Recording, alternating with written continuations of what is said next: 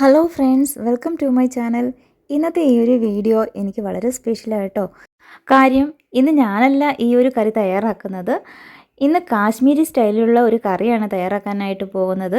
അതുകൊണ്ട് ഞാൻ ഉണ്ടാക്കുന്നില്ല എന്ന് വിചാരിച്ചു. നമ്മളുണ്ടാക്കിയാൽ ആ ഒരു കറക്റ്റ് രുചിയും ഒന്നും കിട്ടത്തില്ല. അതുകൊണ്ട് അവിടെ ഉള്ളവർ ഉണ്ടാക്കുമ്പോഴാണ് അതിൻ്റെ ആ കറക്റ്റ് രുചിയൊക്കെ കിട്ടുന്നത്.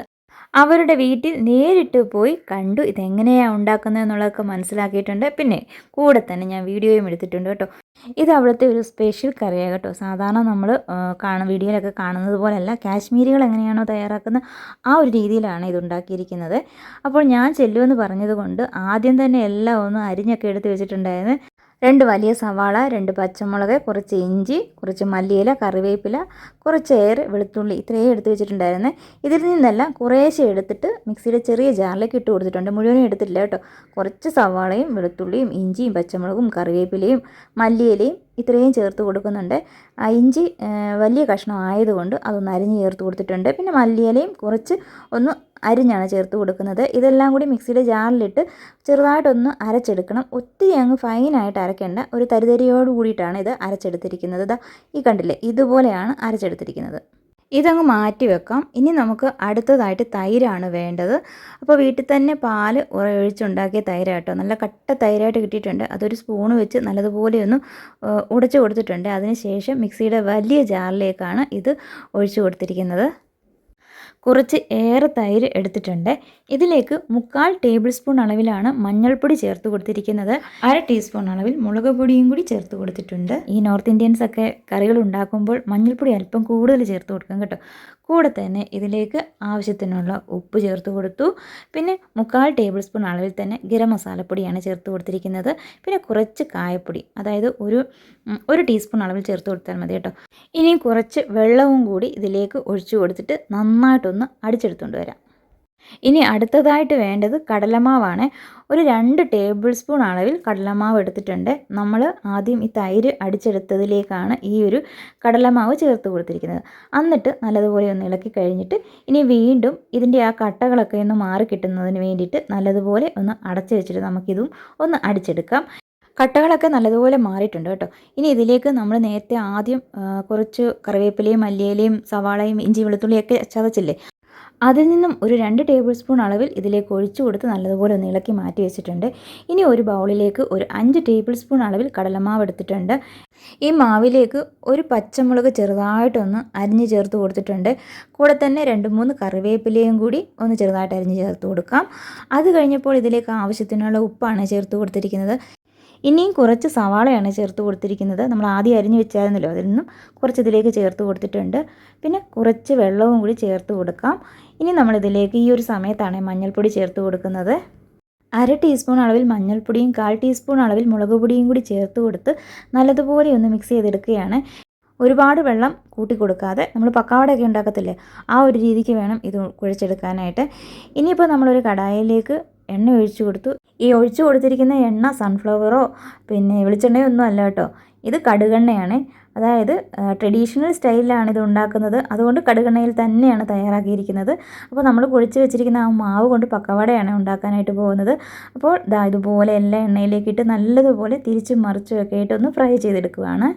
ഈ കടുകെണ്ണ നന്നായിട്ട് ചൂടായി അതിലേക്ക് ഈ ഒരു പക്കവടയൊക്കെ ഇട്ട് നല്ലതുപോലെ ഫ്രൈ ചെയ്തെടുക്കുമ്പോൾ ഉണ്ടല്ലോ നല്ലൊരു മണമാണ്.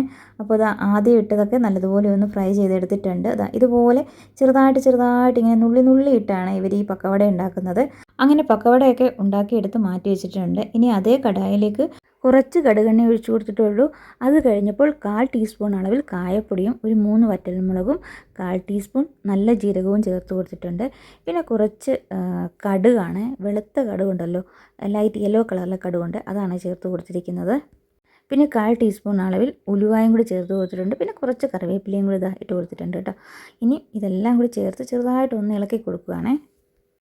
ഒന്ന് മൂപ്പിച്ചെടുത്തതിന് ശേഷം ഇതിലേക്ക് നമ്മൾ ആദ്യമായിട്ട് അരച്ച ആ ഒരു മസാലക്കൂട്ടുണ്ടല്ലോ, കറിവേപ്പില, മല്ലിയില, വെളുത്തുള്ളി, ഇഞ്ചി, പിന്നെ സവാള, ഇതെല്ലാം കൂടി ചേർത്ത് ചതച്ചെടുത്തില്ലേ, അതാണ് ഇപ്പോൾ ചേർത്ത് കൊടുത്തിരിക്കുന്നത്. ഇപ്പോൾ മുഴുവനും ചേർത്ത് കൊടുത്തിട്ടുണ്ട്. അങ്ങനെ അതിൻ്റെ ആ ഒരു പച്ചമണമൊക്കെ നന്നായിട്ടൊന്ന് മാറുന്നതിന് വേണ്ടിയിട്ട് നല്ലതുപോലെ ഒന്ന് ഇളക്കി കൊടുക്കണം. ഇനിയിപ്പോൾ ഇതിലേക്ക് ചേർത്ത് കൊടുക്കാനായിട്ട് പോകുന്നത് കടലമാവാണ്.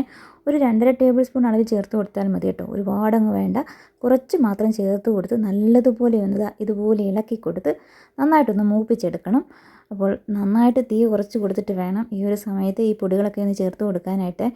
ഇനി ഇതിലേക്ക് ഒഴിച്ചു കൊടുക്കുന്നത് നമ്മൾ തൈരും കുറച്ച് മസാലകളൊക്കെ ചേർത്ത് നല്ലതുപോലെ ഒന്ന് അടിച്ചെടുത്തിട്ടില്ലേ, അതാണ് ചേർത്ത് കൊടുത്തിരിക്കുന്നത്. ഇത് നന്നായിട്ടൊന്ന് ഇളക്കി കൊടുക്കണം. തൈരാണ് ചേർത്ത് കൊടുത്തിരിക്കുന്നത്. അപ്പോൾ പെട്ടെന്ന് പിരിഞ്ഞു പോകും. അതുകൊണ്ട് നിങ്ങൾ തീ നന്നായിട്ട് കുറച്ച് കൊടുത്തിട്ട് വേണം ഇത് ചേർത്ത് കൊടുക്കാനായിട്ട്. പിന്നെ മിക്സിയിലെ ജാറൊന്ന് കഴുകി ഒരല്പം വെള്ളം കൂടി ഇതിലേക്ക് ഒഴിച്ചു കൊടുത്തിട്ടുണ്ട്. കടലമാവായതുകൊണ്ടുണ്ടല്ലോ പെട്ടെന്ന് കുറുകി കിട്ടും. അതുകൊണ്ട് ഇതുപോലെ ഇളക്കി കൊടുക്കണം. അങ്ങനെ നമ്മുടെ കറിയൊക്കെ ഏകദേശം റെഡി ആയിക്കൊണ്ടിരിക്കുന്നു. ഈ ഒരു കറിക്ക് പറയുന്ന പേര് കടിയെന്നാണ് കേട്ടോ. ഈ നോർത്ത് ഇന്ത്യയിലൊക്കെ ഇങ്ങനെ ഉണ്ടാക്കുന്ന ഈ കറിയുടെ പേര് കടിയെന്നാണ്. കടിയെന്ന് പറയുമ്പോൾ നമ്മൾ ചായയുടെ കൂടെയൊക്കെ കടിക്കാനായിട്ട് കിട്ടുന്ന ആ കടിയല്ല, ഇതൊരു കറിയാണ് കേട്ടോ.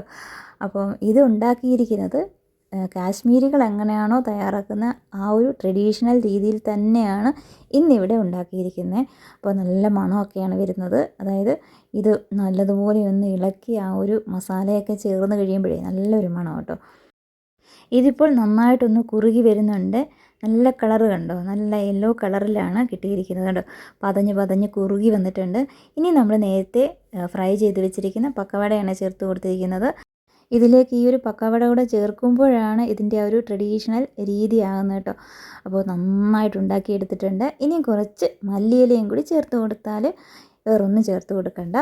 അങ്ങനെ പക്കവടയൊക്കെ ചേർത്ത് കൊടുത്ത് നല്ലതുപോലെ ഒന്ന് തിളച്ച് വന്നപ്പോഴാണ് മല്ലിയില ചേർത്ത് കൊടുക്കുന്നത്.